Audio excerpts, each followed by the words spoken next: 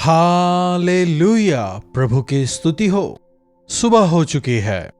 क्या उठ गए हैं? समय हो चुका है ना? मैं उम्मीद करता हूं कि आप सभी नहा धोकर तैयार होकर प्रभु के वचन को सुनने के लिए तैयार हैं। कहने का यह मतलब नहीं कि इससे पहले आप बाइबल ना पढ़ें, प्रार्थना ना करें। उठते ही सबसे पहले प्रभु से मुखामुखी होकर बात करें, प्रभु के वचन को पढ़ें और फिर उसके बाद हम सभी मिलकर प्रभु के वचन पर दोबारा मनन करेंगे। आइए छोटी प्रार्थना। महापवित्र पिता परमेश्वर, प्रभु आज दोबारा अपने वचनों से हमसे बात करें। हमारे जीवन को हमें कैसे जीना है, इस संसार में आपके गवाह होकर कैसे जीना है, अपने वचन के द्वारा हमें सिखाएं प्रभु। प्रार्थना की शक्ति को समझने में हमारी मदद करें। प्रार्थना यीशु के नाम से मांगते हैं, आमीन। एक समय था जब लोग कहते थे कपड़े लत्ते होंगे तो काफी है, हम जी लेंगे। लेकिन आजकल हमें बहुत कुछ चाहिए और जितना भी हो तब भी काफी नहीं होता।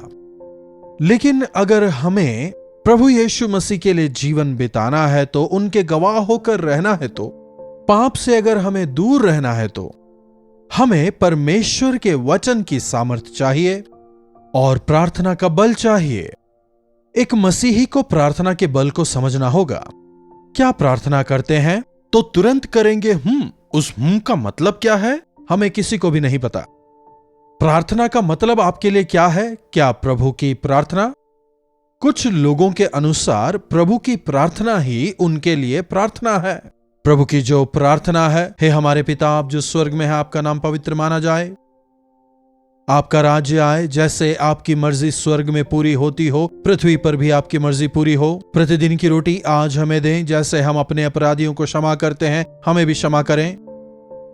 हमें परीक्षा में ना ले जाएं बल्कि बुराई से बचाएं, क्योंकि महिमा, इज्जत और जलाल आप ही का है। आमीन। हो गया। इन वचनों के सार को हमें समझना होगा। केवल यही प्रार्थना नहीं है, लेकिन प्रभु से बातचीत करना प्रार्थना है। प्रार्थना कुछ शब्दों का इस्तेमाल करना नहीं है, बल्कि उनसे बातचीत करना है। या नियमित रूप से आप किन्हीं पदों का इस्तेमाल करते हो, उनका इस्तेमाल करते हुए करना नहीं है प्रार्थना। कुछ लोग तो प्रार्थना किताबों को देखकर करते हैं। 1000 प्रेजेस है ना, प्रभु स्तुति। केवल ये नहीं होती है प्रार्थना। प्रार्थना जो है उसके लिए आपको किसी बड़े दिखावे की जरूरत नहीं है, लोगों के सामने ढिंडोरे की जरूरत नहीं है। एक छोटा बच्चा अपनी मां से कैसे बात करता है, हम प्रभु से वैसे बात कर सकते हैं। उनके साथ समय गुजारना ही प्रार्थना है। The time which we spend with him is what is called prayer. उनके सानिध्य में शांति से बैठकर उनकी सुनना भी प्रार्थना ही है। आजकल हमें प्रभु के साथ संगति करने का अनुभव नहीं है। प्रार्थना के जीवन का मतलब, प्रभु के एक दास कहते हैं, मेरी सोच प्रार्थना है, मेरी आदत प्रार्थना है। इसीलिए मैं जो कुछ करता हूं प्रभु की इच्छा अनुसार करता हूं। अगर प्रार्थना जीवन में हम भी इस स्थिति में पहुंचना चाहते हैं तो आवश्यक है कि हमें प्रभु के साथ व्यक्तिगत संबंध बनाना है। वचन हमें बताता है कि हमें प्रार्थना करना नहीं आता, इसीलिए पवित्र आत्मा हम में होकर आहें भर के वे प्रार्थना करते हैं।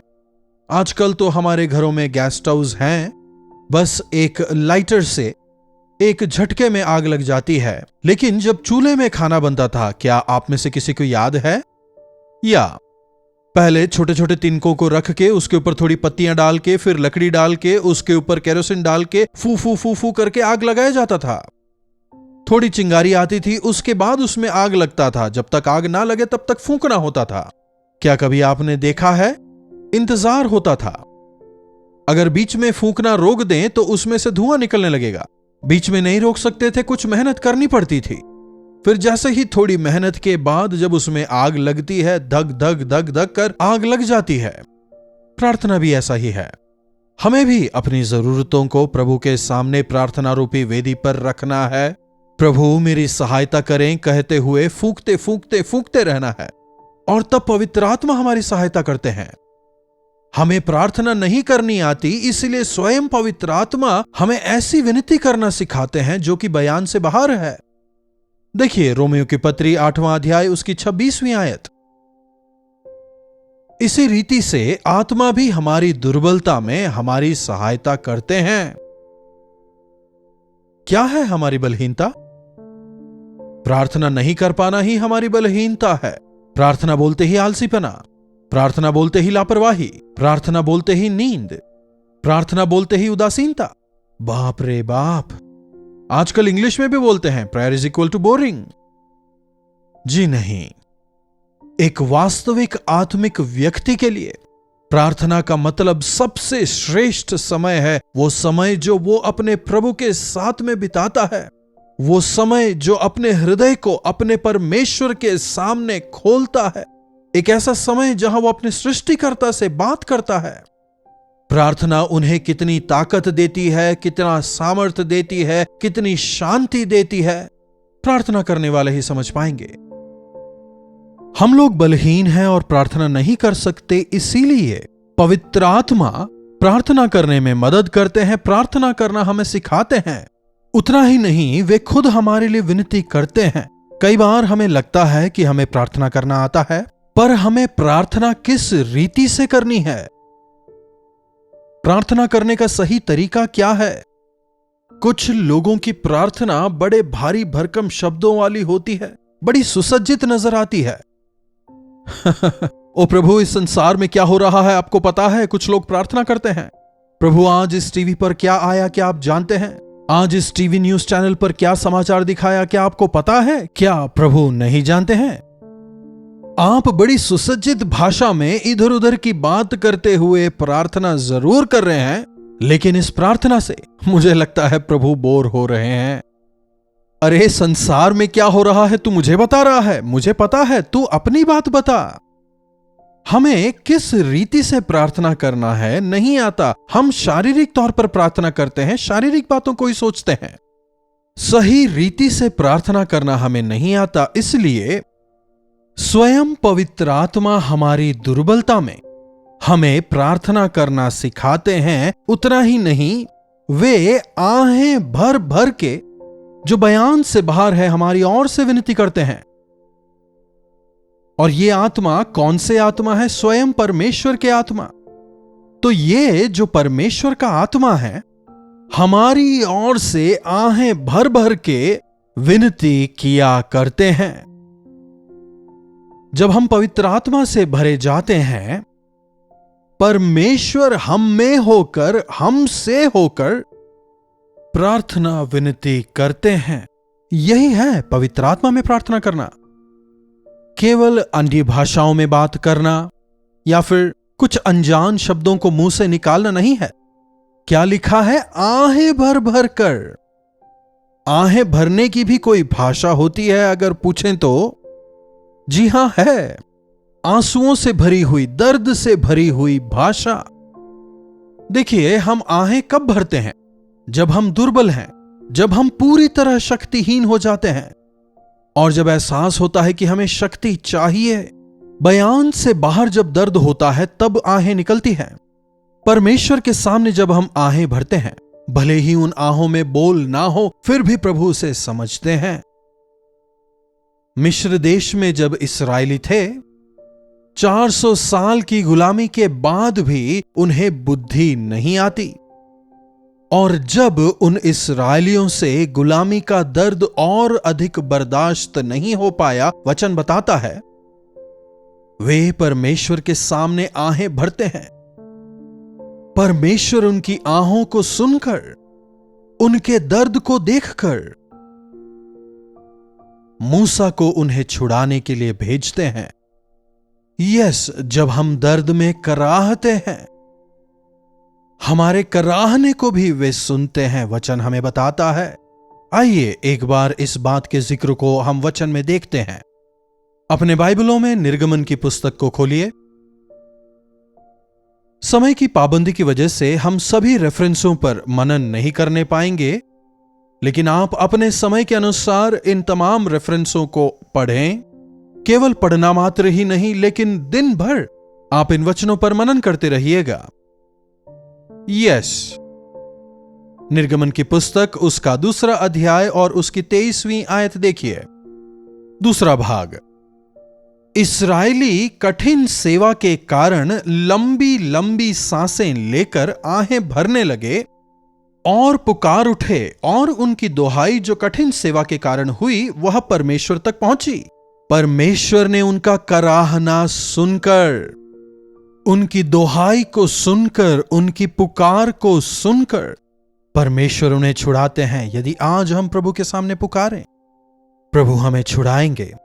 जब हम बीमार होकर आहें भरते हैं, हमारी मां पास आती हैं, बुखार की वजह से शरीर टूट रहा होता है, लेकिन मां हाथ को सर पर रखती है। जैसे ही हम उनके टच को महसूस करते हैं, एक तसल्ली हमें मिलती है। जितनी मां हमें सांत्वना और तसल्ली देती हैं, उससे कहीं बढ़कर हमारे स्वर्गीय पिता हमारा ख्याल रखते हैं, जो हमारे कराहने को, जो हमारी प्रार्थनाओं का जवाब देते हैं। ऐसा एक प्रार्थना जीवन हम में हो। एक और गौर करने लायक महत्वपूर्ण बात यहां पर है, स्वयं पवित्र आत्मा हमारी ओर से विनती करते हैं। साधारण तौर पर जब हम प्रार्थना करते हैं, हम अपने आप के लिए प्रार्थना करते हैं, प्रभु हमें आशीष दें, प्रभु मेरी नौकरी को आशीष दे, मेरी पत्नी को आशीष दे, मेरे बच्चों को आशीष दे, पति को आशीष दे। ऐसे ही अपने परिवार के लिए हम प्रार्थना करते हैं, लेकिन हमें दूसरों के लिए भी विनती करना है। तमाम पवित्र जनों के लिए, विश्वासियों के लिए हमें प्रार्थना करना है। एक बार 27वीं आयत देखिए, और मनों को जांचने वाले जानते हैं कि आत्मा की मनशा क्या है, क्योंकि वह पवित्र लोगों के लिए परमेश्वर की इच्छा के अनुसार विनती करते हैं। परमेश्वर की इच्छा के अनुसार हमें प्रार्थना करना है और तमाम अन्य पवित्र जनों के लिए प्रार्थना करना है। इसलिए तमाम वे जो परेशानी में हैं उनके लिए प्रार्थना करना है, कलीसिया के साथ मिलकर प्रार्थना करना है, परिवार के साथ मिलकर प्रार्थना करना है। देखिए, प्रार्थना में काफी सामर्थ है। अगर एक सच्चाई से प्रार्थना करने वाला हो तो पूरा देश बदल सकता है। हमें देश के लिए प्रार्थना करना है, अपने शहर के लिए हमें प्रार्थना करना है।